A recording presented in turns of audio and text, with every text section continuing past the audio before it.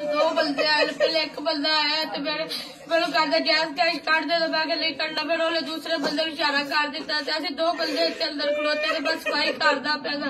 तो दूसरा बंदा आया, उन्हें पिस्तौल का घोड़ा चढ़ाया, तो उन्हें मैनू कहता थले बह मैं थले बह गया। असं उन्हें माफिया मारते रहे, उन्हें सानू साढ़े उत्ते पिस्तौल रखी रखिया, तो उन्हें सारे दूसरा बंदा उत्ते बह के सारे पैसे कट के लै गया, बैल भी साडा लै गया।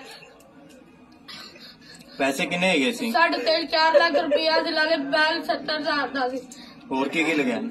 पता नहीं, सारा कुछ लै गया।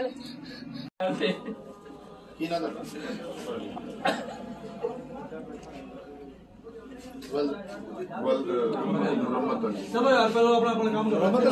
कितना करो चलो वार्ड नंबर 1 मोहल्ला जी ओम रहमान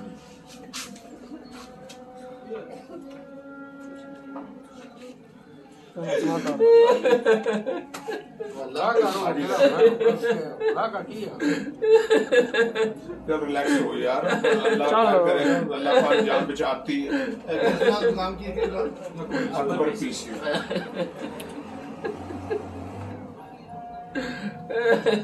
भाईजान वीडियो क्यों बना रहे?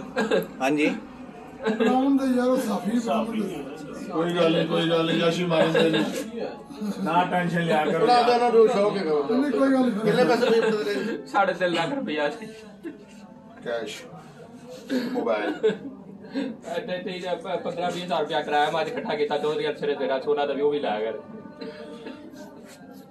मोबाइल फोन केड़ा वीवो दा सी, वीवो S1। अच्छा ਇਹਦਾ ਨੰਬਰ ਕੀ ਹੈ ਆਪਣਾ?